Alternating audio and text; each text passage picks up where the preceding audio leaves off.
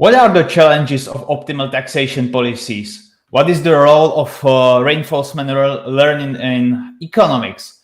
And how reinforcement learning can help to set up the optimal taxation policies? What is agent-based modeling and how AI economists elaborate on this approach? Why AI-driven policies can mean for an economy and how they can improve the productivity and inequality. Today, we are going to discuss the recent work conducted by the research team at Salesforce. The work is called the AI Economist, Improving Equality and Productivity with AI-Driven Tax Policies. My name is Jiri, and I'm a stream owner of machine learning in economics with ACE. And today, I also have Susan Chang, who is also stream owner of reinforcement learning with ACE. And most importantly, I would like to introduce you the speaker, who is the author and one of the authors and lead research scientist at Salesforce, Stephan Zheng, presenting today. Also, let me introduce our community, Aggregate Intellect, or shortly ACE. The community has been here around for 2 years, and we gathered around 3 topics in AI, which is research, engineering, and products. We host 3 live sessions like this 3 to 5 times a week and produce premium content in various subject areas. To see more, please visit ai.science and log in to access slides from this and other sessions and many more. And now I would like to pass my word to Stephan. Stephan, thank you for being with us today. Yeah, thank you so much, Jiri. Thank you so much for the invitation to give this presentation. And glad to talk to you guys here at ACE. I should go full screen. Is this okay? Yep. Jiri? Yeah, okay, great. Fine. Awesome. Okay, so I'm really happy to tell you all about the AI Economist, which is a research project that we're doing in Salesforce. And it's all about using reinforcement learning to transform economics. And in a nutshell, this project tries to simulate an economy millions of times over to create fair tax policy. And to create this tax policy, we're going to use TwoLevel reinforcement learning to do adaptive policy design. And we hope that this is the first step towards evaluating policies in AI simulations to make policy less ideological, more data-driven in the future.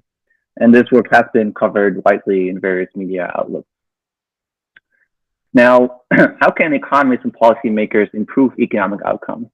This is actually hard in practice because very often there's not enough data for people to work with. Traditional economists also have to use very simple reductive models of people and entities as a result. And thirdly, it's really hard to experiment with economic policy in the real world. You simply cannot have 2 copies of Canada or the United States in parallel to do an A/B test of economic policy.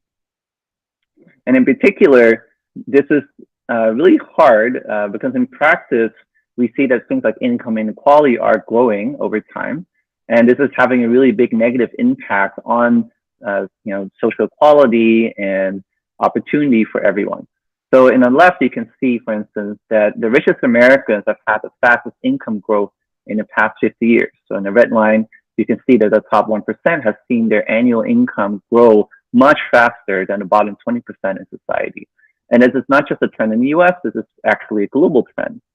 And this income inequality for today's purposes will just be how much income differ between the various workers in an economy, and productivity is just the sum of all income.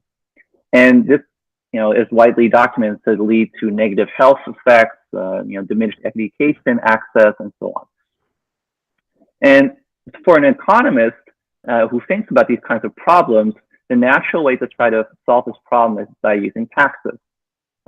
So what do tax policy makers think about? They plot equality and productivity in a chart like this, and they're going to say, well, if we use taxes, we can improve equality by transferring wealth from the rich to the poor, right? That's going to make things more equal. But at the same time, those taxes can actually discourage people from working because you're lowering their hourly wage, let's say, and that will decrease productivity. So if you look at this plot in the middle, you can see that for various tax policies, you can get different trade-offs between productivity and equality. So to the right, you can see that in the free market, when there are no taxes at all, equality will be very low, but then productivity will be very high. And then for other tax policies, you will end up somewhere more in the middle. But then the question is, can you get as close as possible to this Pareto boundary, right, where you basically cannot improve this trade-off much further, and can you actually control where we end up? So that's the question for today. And if you look at the literature in economics around this question, this is actually a very old problem. But even back in 1927, Ramsey wrote this paper called A Contribution to the Theory of Taxation. So that's actually a very humble title, but it's actually considered to be a seminal work in the economics literature. And basically, Ramsey was trying to maximize social welfare in a market economy while raising a set amount of tax. And he discovered that if you do a mathematical analysis, you can actually derive a very simple formula. Namely, you can raise taxes on people, but you have to take into account how sensitive people are to those taxes, right? Because if taxes are very high and you decide that you don't want to work at all, and you're very sensitive to that tax, then you should really not tax that person that much, and vice versa. That's very intuitive. And in 1971 and 2001, Merlis and Saez basically built on this idea to extend taxation to the nonlinear domain. I won't go into all the details of what that means, but basically they considered a more general economy where people have different skills, for instance. And what they found is that, again, you can still derive explicit formulas where, again, you see that the tax that you can raise will depend inversely to the sensitivity that people have to a change in tax. And then if you look at these days in the last 10 to 20 years, how governments think about taxation policy and other economic policies is that in part they use more complicated models, dynamic sequential economic models. These include the new dynamic public finance and those dynamic stochastic general equilibrium models. And the trend here is that these models are so complicated that you cannot simply do the mathematical analysis anymore. And this means that deriving good tax policy or any economic policy is in fact extremely hard to do. Now, what we propose is to have an AI approach to that problem. And that AI approach consists of two things. First, there's an economic simulation. And then second, there's an AI learning part. I will first talk about the economic simulation to give you a sense for the playing ground that we use. So here's a visualization of this simulation. So in a simulation, you can see that it's quite simple in the way it looks, but it's actually very complicated already as an economic system. In this video, you can see 4 agents who are the white dots here. And these agents can collect resources in the world, like wood and stone, and then they can also build houses. So for instance, you can see the dark blue agent in the bottom left collecting wood and stone, and then you see the orange agent building a lot of houses in the middle. And furthermore, these agents can trade resources with each other. So for instance, this dark blue guy will collect wood and stone and sell a bunch of them to the orange guy in the middle. And that orange guy can then, without collecting a lot, by buying a lot, build a lot of houses. And the way you can make money in this world is by building houses or by selling those resources to other agents in the market. And on top of that, there's also going to be an AI economist, and this AI economist will determine how much tax these agents have to pay and how much subsidy they will receive as a result. Now, there's a number of details here about this world where we control how quickly these resources will appear in the world, how these resources can be traded by agents, and how much they can build. So for time's sake, I won't go into the resources and trading part, but I'll say that if you want to build a house, you have to use 1 wood and 1 stone unit. That creates a house. And then if you build, you will earn some money. And how much you earn is controlled by a building skill. So you can think about this building skill as a sort of hourly wage that you get, or of the price of the house that you have built. But at the same time, that building activity also takes labor. You actually have to work for that. And so what's so important about this economic simulation is that all these agents experience both the pleasure of earning money, but also the displeasure or the pains of having to work for it. And it's that balance that these agents have to trade off that makes them be economical about how they decide to behave in this world. And that's really apparent if you look at a breakdown of the behaviors in this world. So here we're showing a lot of information, but in the top row, you can see a movie reel of the simulation where you can see, again, that in the middle, this orange agent is building a lot of houses. Now, in the middle, we're showing the various components of labor, how much money was earned, and then also the utility that it was experienced by the agents as a result of all that work and the money they earned. So in particular, you can see that this utility, right, which measures the happiness of an agent, decreases slowly over time.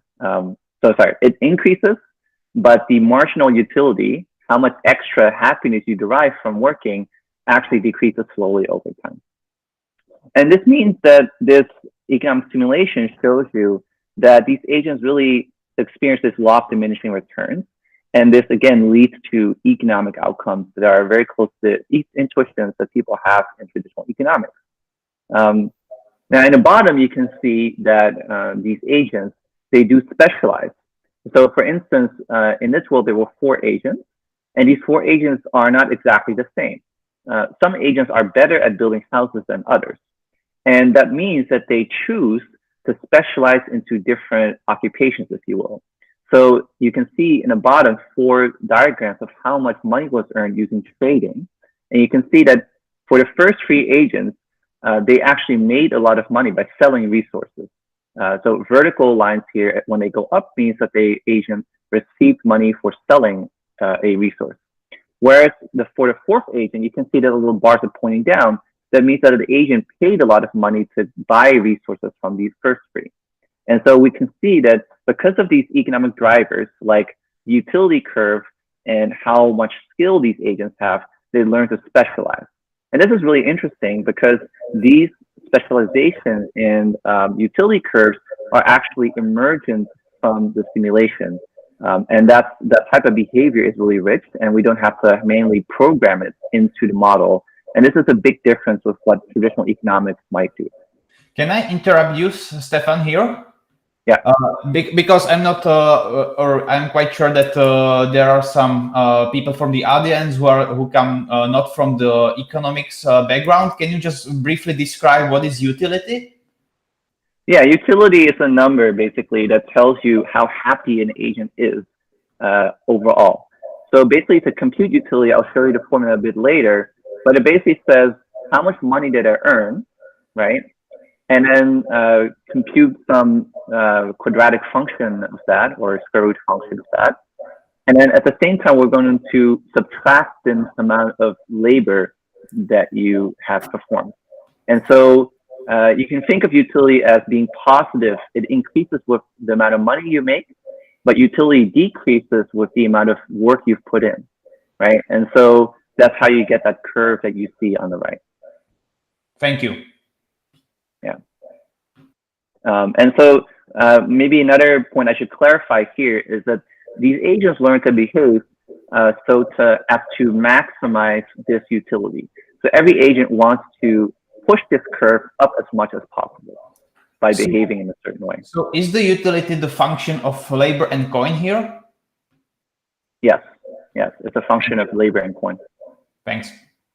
I'll show the formulas a bit later right now. Are there other questions? So far, so good. Thanks. Okay, great. Now this hopefully gives you a flavor of this economic simulation.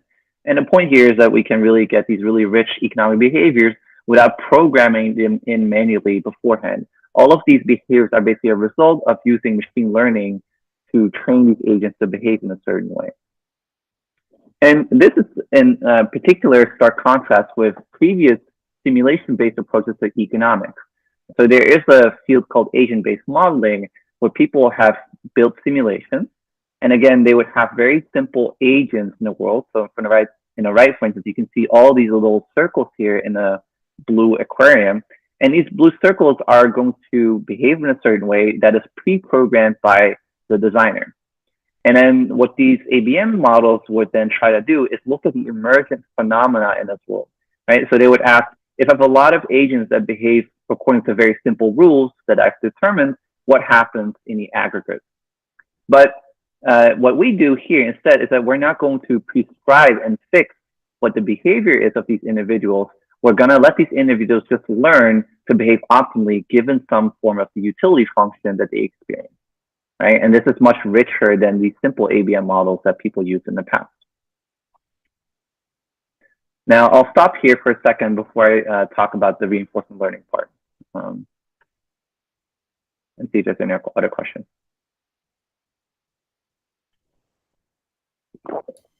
Yeah, so we do have a question, which is, can we say that this is a general equilibrium model that you are simulating? This is from the audience.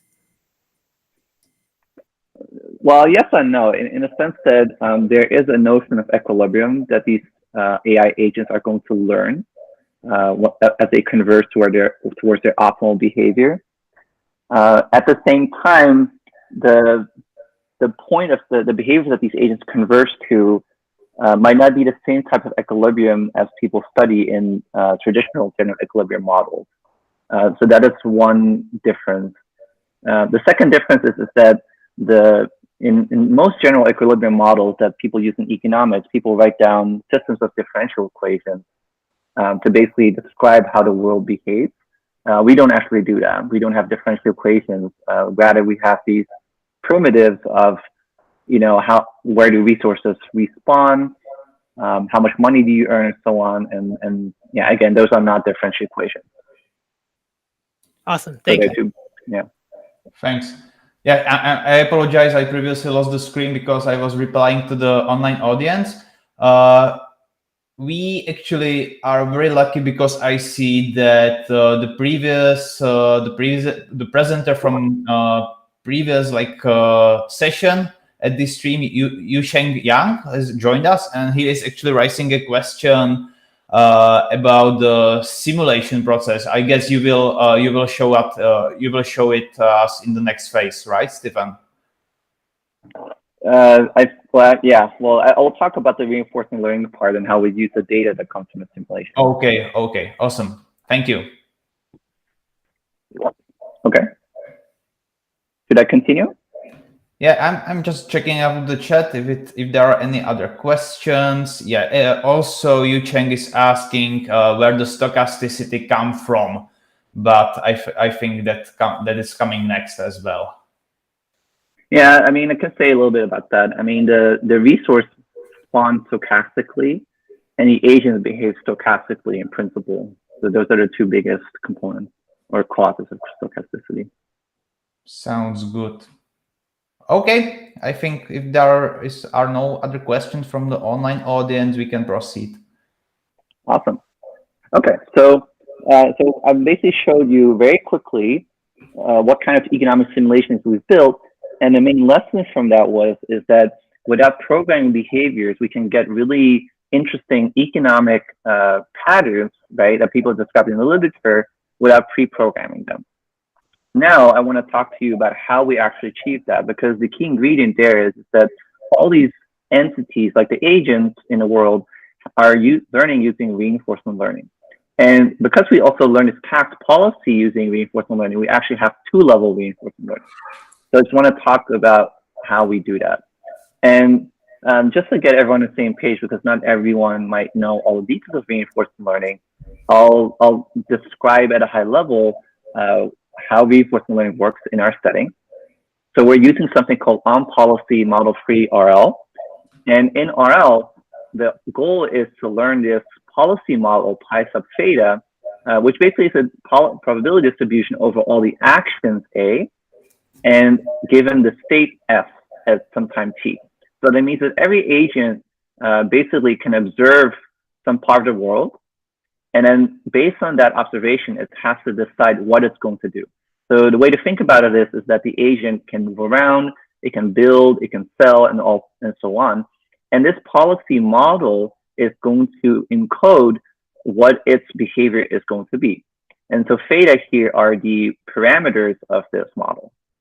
And the way reinforcement learning works is that you have the simulation, and you're just going to run the simulation a number of times and collect the trajectory data from that simulation, right? So that means that every time you have a state, the agents are going to sample some actions using their policy model. Then the simulation will advance. These agents will get some reward, which in this case is their utility, and then this process repeats. And then these agents in this model free on policy setup can balance exploration and exploitation by trying new actions from their policy, if their policy is very high entropy, or they can use a low entropy policy to select actions that they think are the best actions to take at a given time. And then the way you train it is that you basically want to optimize the expected future returns during an episode. So an episode here has capital H time steps. Every agent receives some reward R sub t at time t. And then you add these things up with discounting gamma. And then the goal for an agent is to abstractly take the gradient with respect to theta of this expectation value. And the expectation value here is really an expectation because you have this stochastic policy model pi sub theta in here. And there could be other sources of randomness as well that I'm not putting in here. And then there's a very general set of algorithms and calculation methods to compute this gradient. And there's a really nice book by Bart and Sutton that was written about this, and there's a lot of materials online that talk about how you can do that. And so I won't go into the details of that here, but this is sort of like the standard way to do on policy RL. And the idea here is that you can then just use some form of SGD once you have these gradients based on your trajectory data. And then once you've trained for one step, you basically repeat this process over and over and over again until you see that these behavior policies have converged to some fixed point. Now, if we do this sort of via RL, we basically need to tell you what the reward function is going to be for these agents. So every agent here has a number of action types like building, moving, and gathering, and we'll index this by alpha. And as I mentioned before, every agent has a skill for each action type, and we'll call it skill N. Then there's also labor L, and the tax that this agent has to pay denoted by capital T. Then together, you can compute the post-tax income. So there are two parts. So N times L is skill times labor. That's how much money you've earned. And then you subtract the taxes T that you have to pay. That's the post-tax income X. Then utility that you experience as an agent is taking this post-tax income, raising it to the power of 1 minus eta. So this is basically a polynomial in X. And then you subtract the labor linearly from that. And if you basically squash the activities into one, you can get this picture on the right, where depending on the skill level N, you can see that the characteristic shape of this utility curve is like this hill, right? So horizontally, you see the number of hours that an agent might choose to work. And then vertically, you see how much utility that agent experiences. Then blue, orange, and green refer to like agents with low, medium, high skill. And the higher the skill, right, the higher the curve is, and the position of the optimal number of hours to work also changes. So basically, people with higher skill will want to work more as a result. Now, the reward function then is basically the increase in total utility at time step t. So that's down here. And if you see this, if you plug this formula in, you can see that basically this amounts to a discounted total utility that the agent tries to optimize. Now, as I mentioned, at the same time, we're also training an RL agent to set these tax policies. So the planner or AI Economist has a similar structure to its objective. So it also has a objective of maximizing its discounted return. And then in this case, the reward function for that planner is going to be a social welfare metric. And I wrote down here equality times productivity, because if you remember, that plot in the beginning was that we want to trade off equality and productivity and get as close as possible to the Pareto boundary. And one way to do that is to choose equality times productivity as our social welfare objective. And then the planner is going to try to set its behavior to maximize this discounted sum. And the actions here means that it is going to set the tax rates that these agents experience. Now, how you compute equality is by using the Gini index. So the Gini index is a absolute differences of all incomes in this world, normalized by the total amount of incomes. And productivity, as I said before, is just the sum of all incomes here. Now, what's interesting here is that one benefit of reinforcement learning is that it's very flexible, right? We can choose any reward function here.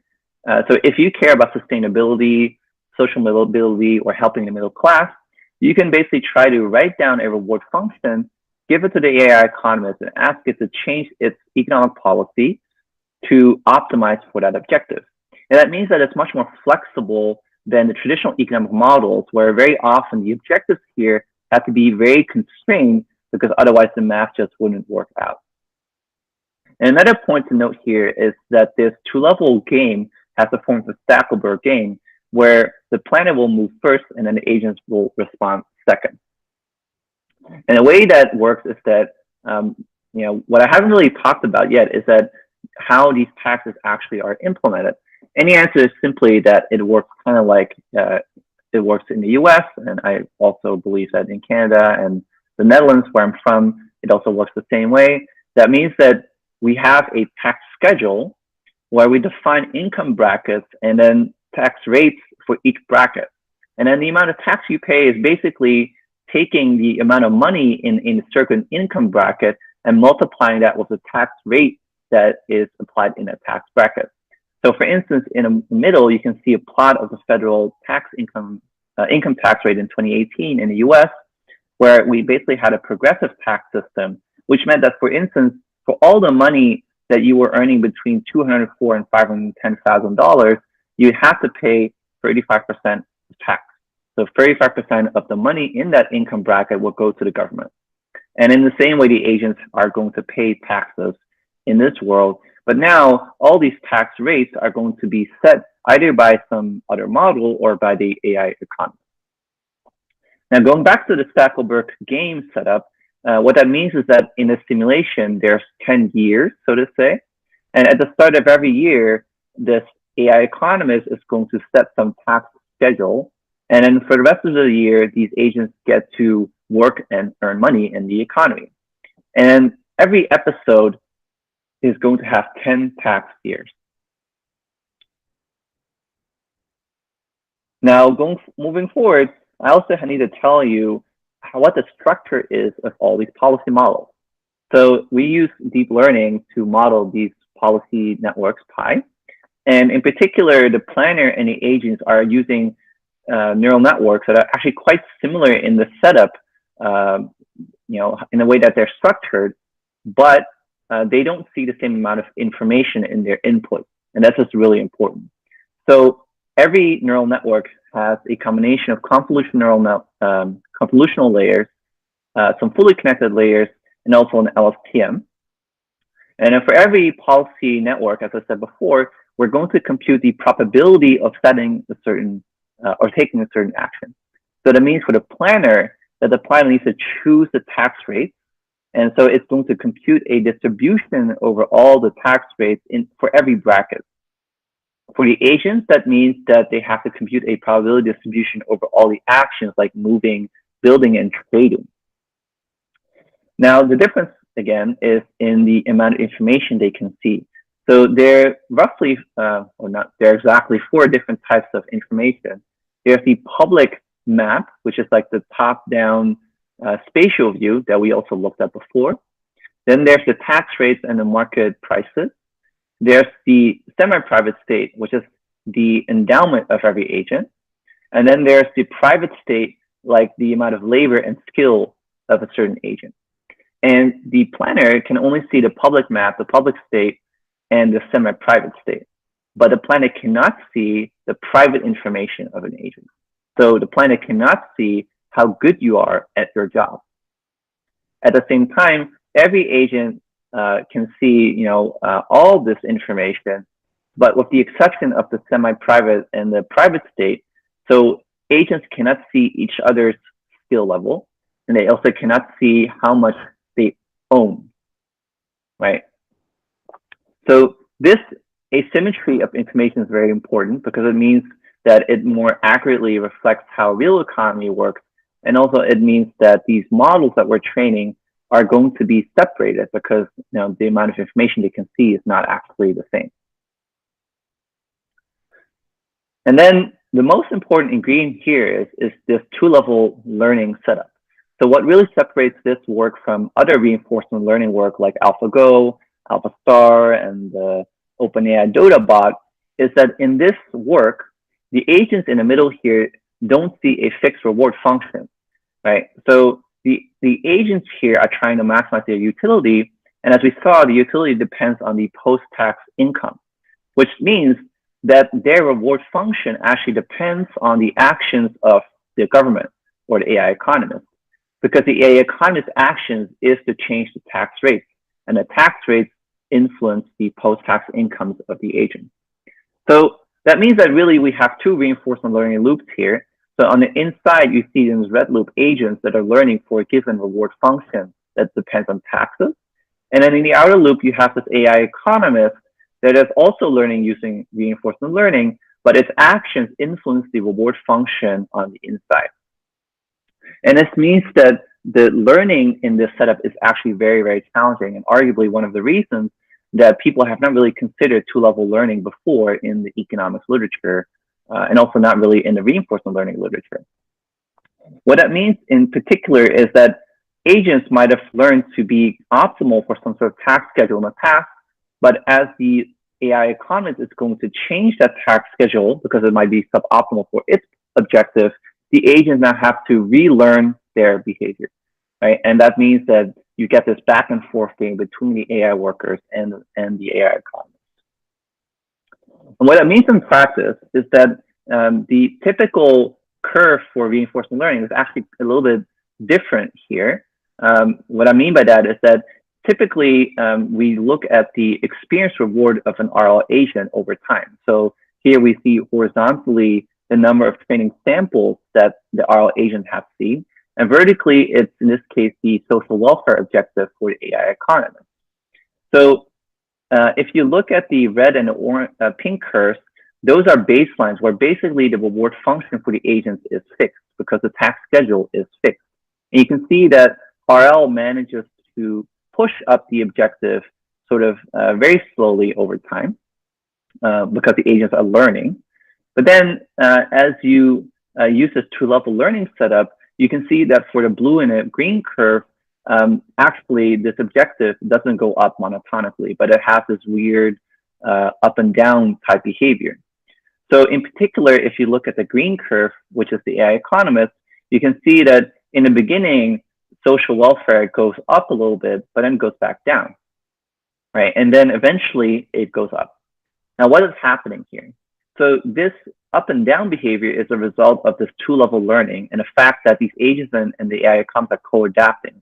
So that means that in the beginning here, this AI economist actually finds a way to attack these agents such that the social welfare goes up, but then the agents are going to respond in some way.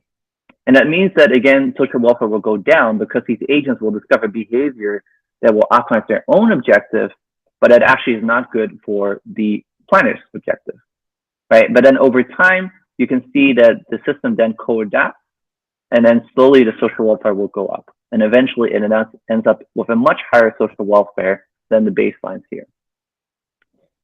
And this makes reinforcement learning in a setting very tricky. Look, you have to basically know how to deal with these kinds of instabilities that come from the co-adaptation process between the agents and the planner.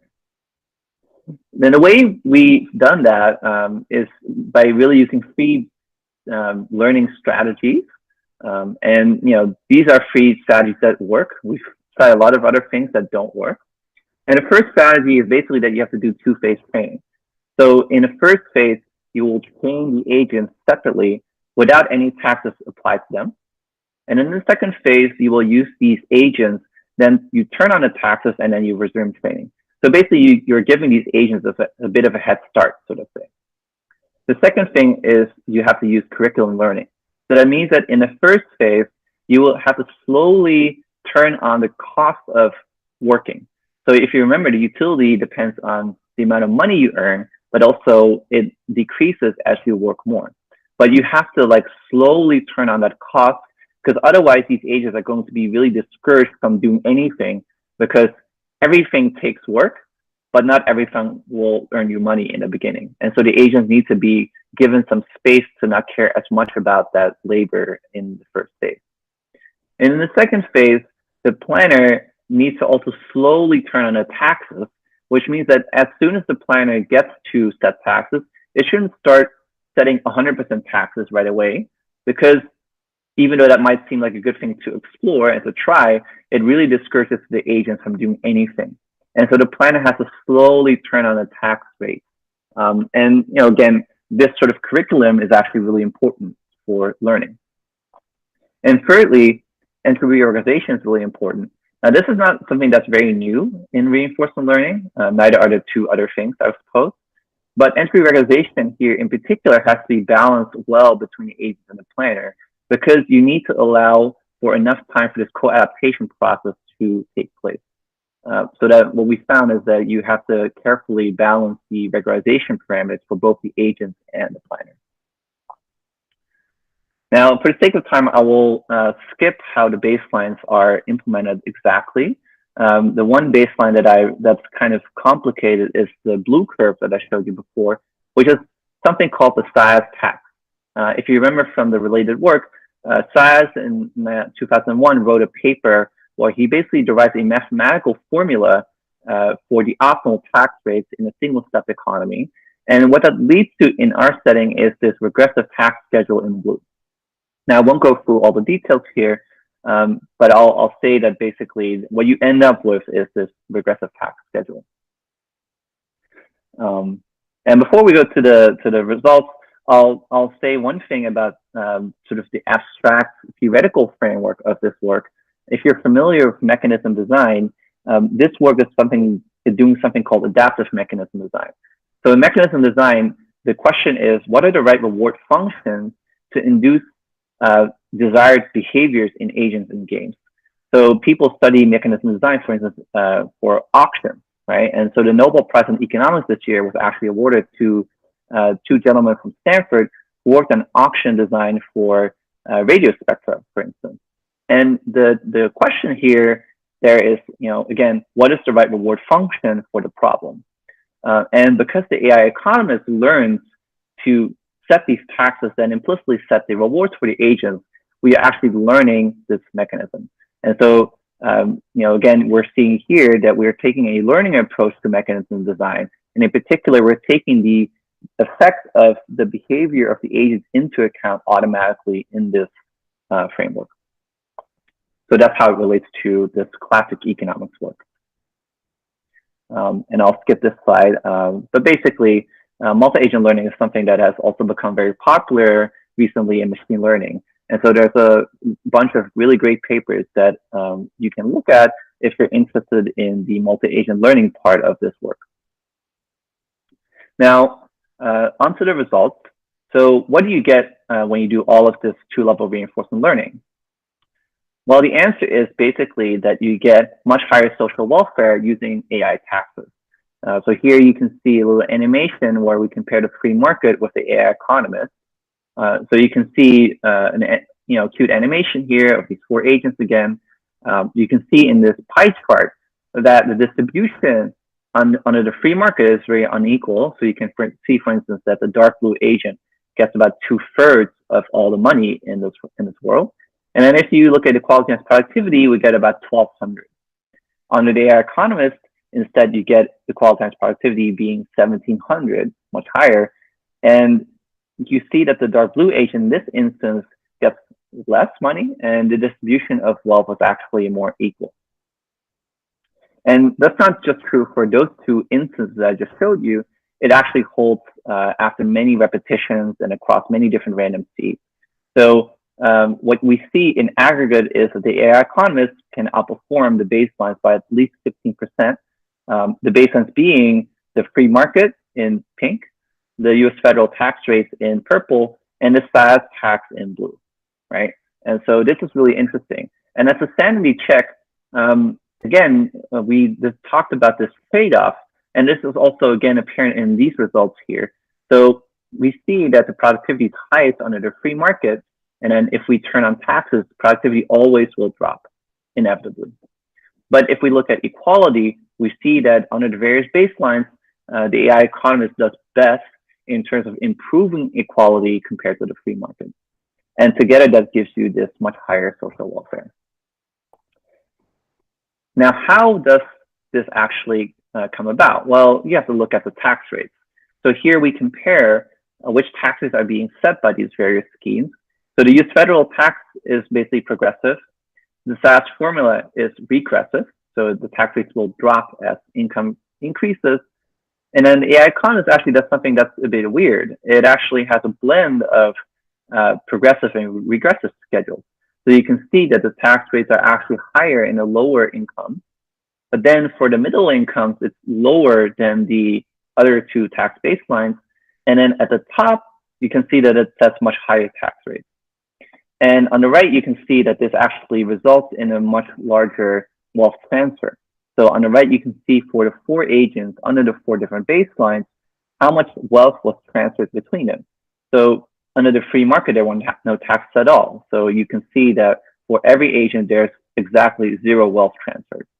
And under the other 3 baselines, you can see how much wealth was transferred. And you can see that the green dot here for the AI economist, on average, basically gives you a bigger range of wealth that's been transferred.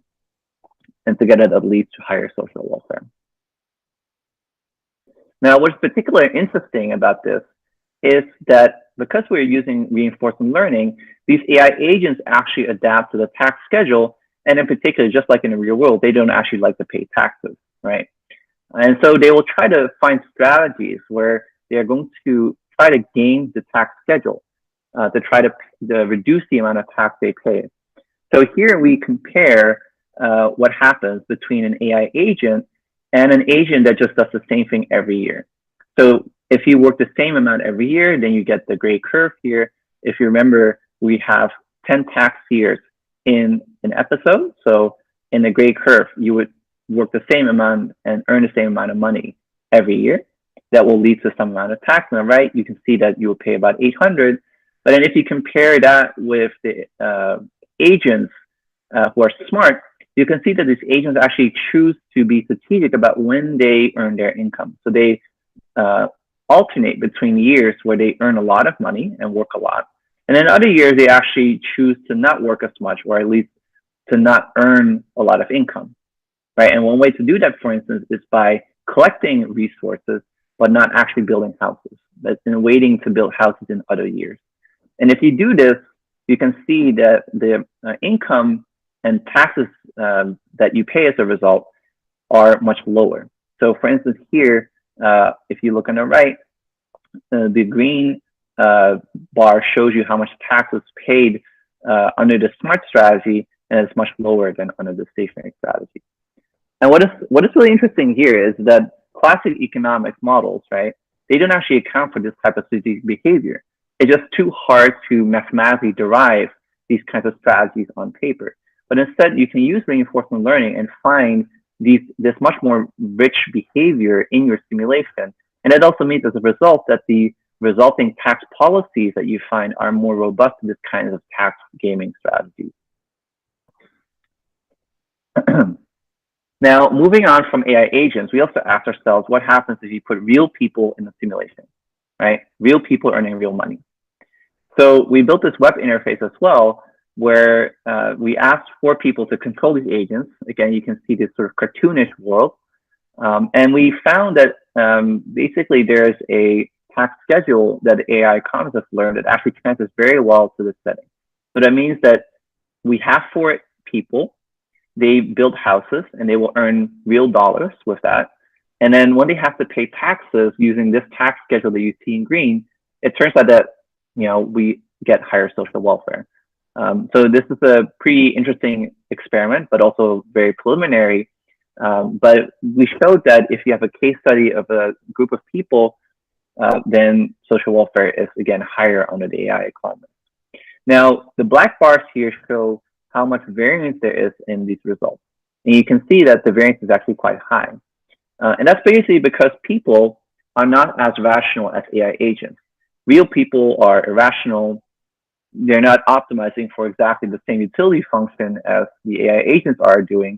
And so people, for instance, are very adversarial. They block other people from getting resources, right? And so that dynamic causes much bigger noise in the outcomes that you get. So as a second test, we also computed a alternative social welfare metric called the inverse income weighted utility. And we also see that there we can outperform the baselines using the AI Economist.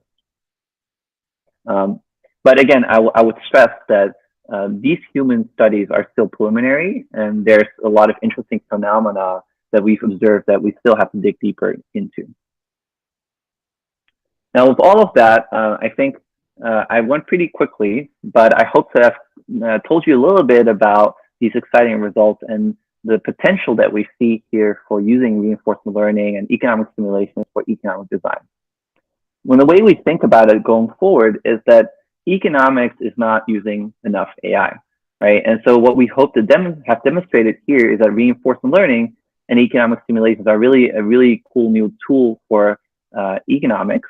That means that we can use reinforcement learning to design economic policies in complex scenarios together with agents that are being smart and a much more realistic depiction of how people respond in the real world. But before we get there, we still need to improve the fidelity of the simulations. We have to incorporate real world data. And we also have to think about how we could actually transfer these AI policies to the real world. And then also what's so important and really interesting is how can we encode social values in these reward functions? So we have a lot of flexibility. We can write down any reward function, give it to the AI Economist.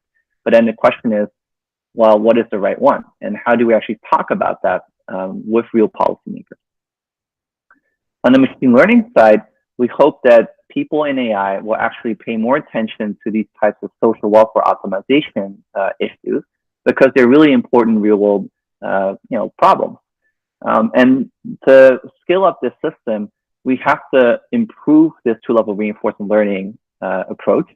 As you saw from the graph, it takes millions of samples before you get to converge. And so that means that can still be a lot more work. We can still do a lot more work to two-level reinforcement learning more efficient and consistent. Secondly, there is this issue of a reality gap between the simulation and the real world, right? Obviously, the simulation is still very simple. And it's probably true that even though we make the simulation more accurate in the future and more complicated, it's still always going to be a bit short of being the real world. And the question is, what is enough, right? Like, how can you do good economic design for the real world, even though there is a reality gap? We also want to make sure that we can explain what the policy is doing, right? If I double the taxes on you, surely you'd want to know why. So can we explain that? That's another really big question in machine learning today. And lastly, there's a lot of questions around cooperation, coordination, how to deal with partial information, multi-agent learning, and also how you can explore safely and deal with constraints. And for example, in the tax policy work, I've said before that the curriculum basically ensures that the planet should not use 100% taxes right away, right? That's just really bad. And maybe you would say, well, you could never try 100% taxes. So how can you learn when you have a constraint like that? That's still a big open question. Now, if you're interested in working on this kind of research, we are open sourcing this work. So we've open sourced the simulation code we've used. And this is really important because we believe that for fair policy design in the future using machine learning, the code and all the settings should be open source and transparent and visible to everyone. So you can go to GitHub and check it out. And we also have a Slack channel where you can ask us questions if you have questions about the code or about the algorithms or anything else related to this AI Economist work. We also had a workshop at NERV 2020. It was last week. So you can go to the website, machinelearningforeeconomicpolicy.com, and the recording should be up there quite soon as NERV has finished uploading those. But the program was absolutely amazing. We had a number of economists and machine learning people talk about their view on this new intersection. And yeah, so I encourage everyone to take a look at those talks. They're really insightful. And yeah, they have a lot of positive optimism for the future. And also, constructive criticisms about what we should try to avoid as well. Now, lastly, I'll mention that because we are talking about all these socioeconomic issues, there's a lot of need for ethical discussion. For instance, if we build economic simulations, we want to make sure that they're free of bias due to underrepresentation, right, in real data. So we want to make sure that if we put a population in the simulation, it should be a fair representation of the real world. And there are a number of other ethical concerns that you can have. And we have a discussion of that in our archive paper that I'll give you the link to in a little bit. And really, that's just the start of a discussion really about what the ethical uses of this kind of technology. And that's something that we will continue to push for going forward.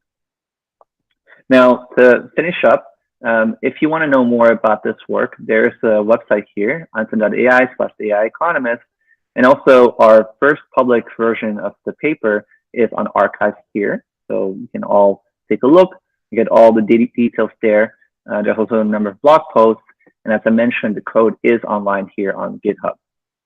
If you have any questions, you can always email us. And with that, I will thank everyone for listening. Yeah, and I'm happy to take any questions if there are any. Yeah, thank you, Stephan, so much. I really enjoyed. I particularly like the tax gaming this slides, and also thank you for making this open source project. I already see in the chat that people are quite interested in that, and I see we have a couple or a lot of questions actually. So besides. Before Susan and I ask you our personal ones, I think it's fair to ask the questions from the chat.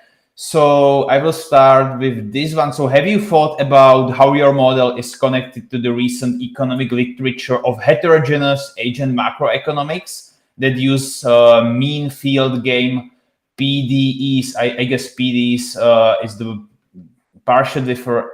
I don't actually know what is this PDE, to study relevant partial differential differential, right? Yes, so should I ask that or once again if I? Oh no, yeah, I think I understood. Yeah, so yeah, mean field techniques are very common techniques to try to scale up these many models and systems to situations with a lot of agents. So we haven't really tried that, although we've thought about it because it's a really interesting technique. It actually comes from physics. I used to be a physicist. Yeah, so very interesting. We haven't really tried it, but certainly I think as a general point, we are very interested in sort of scaling this up as the next step. Thank you. We have another question that is, what is the range of simulation parameters for which the simulation converges? Are there any interesting equilibrium points? Yeah, so I think the most we've done is basically, one is you can calibrate the utility functions and the resource respawn rates and so on. And the second thing that's more interesting in my opinion is actually the spatial layout. So you can have worlds where the resources and the access of resources and the initial position of these agents is different. So some cases, for instance, in the maps that I showed, everyone can go anywhere, right? But in some maps, you can construct worlds where there's a separation. And so some agents basically get a duopoly or a monopoly on the resources. And what you see in that case is that the average prices in the market and the behavior of these agents start to change because agents learn that they can exploit a monopoly, for instance. And that's another sort of interesting setting that, we've studied that, but we don't have a public version of that yet. But certainly there are very interesting phenomena you can observe there. I see. Thanks. This kind of relates to another question, which is, how can you calibrate the behavior of the agents to the reality? This is in comparison to traditional agent-based models that they can be tuned to real data. So I do remember that it was somewhere on the slides in next steps, if I recall correctly. But the question is just like, how do you introduce real-world data probably outside of this simulation? Yeah, that's a really broad question. So there are multiple levels in which you can think about that. One is if you have macroeconomic data, like what the GDP in a country is, or the Gini index, then you can try to match the emergent productivity and Gini in simulation to that in the real world, right? That's one. Now, if you have micro level data on the behavior of individuals, then you can use things like imitation learning or inverse reinforcement learning to either match the behavioral policies to that behavioral data, or to try to learn what the utility function is of real people or companies or entities. And you can do that at multiple levels, right? So that can be done at the individual level, it can be done at the industry level, it can be done at the level of social groups. It really depends on at what level of detail you have that data, basically.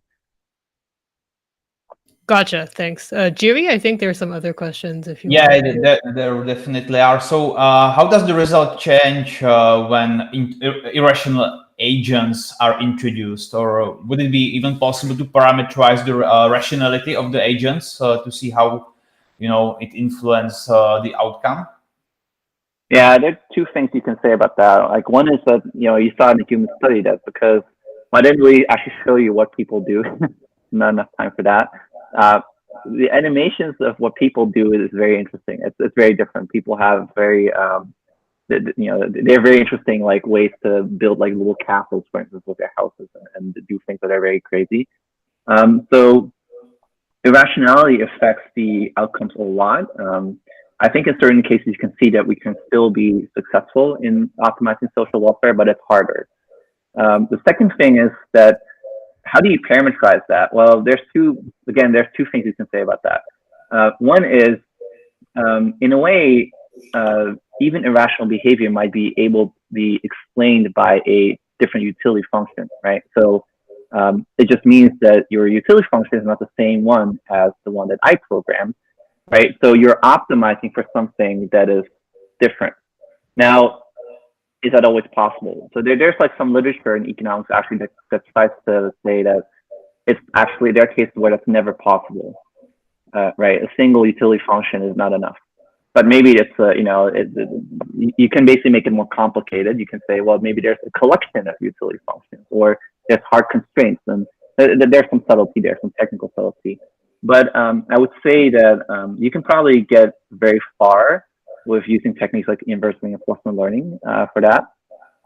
And I think that sort of plays into the question of parameterization, because depending on how good your data is, and depending on the complexity or simplicity of your utility function class, you can try to, sort of trade off between, or try to parameterize like how irrational people are compared to the AI agent.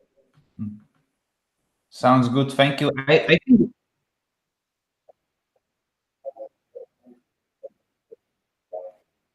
Yeah, so we are actually running out of the time.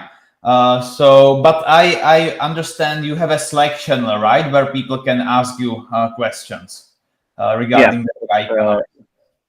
Yeah, I'll quickly show it. So if you're interested, the Slack channel is AIEconomist.slack.com. If you need a Slack join link for that. If you don't see it, if you don't get it, just email us at that email address, and then I'm happy to send it to you. Okay, so I would definitely encourage the ones with the questions I unfortunately didn't have enough time to ask to go to this channel and ask there. Meanwhile, I need to summarize what we went through today with Stephan. So Stephan, once again, thank you very much.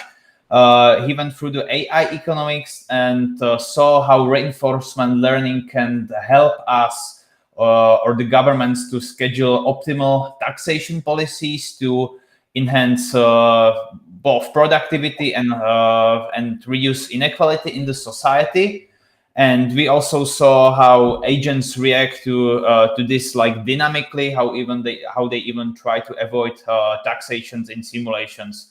And we also saw that there is a lot of going on for like future implementation and also regarding ethical side of things, which was also like we always have someone from the audience asking about ethics. So thank you for that. This was a really cool presentation. So thank you, and hope we can see you with another paper, another work at our stream. Thanks and goodbye. Yeah, thanks so much for the opportunity, and I'm happy to take more questions on over email or Slack. And yeah, thanks so much again for the opportunity to give this presentation. Thanks. Awesome. We are offline, are we?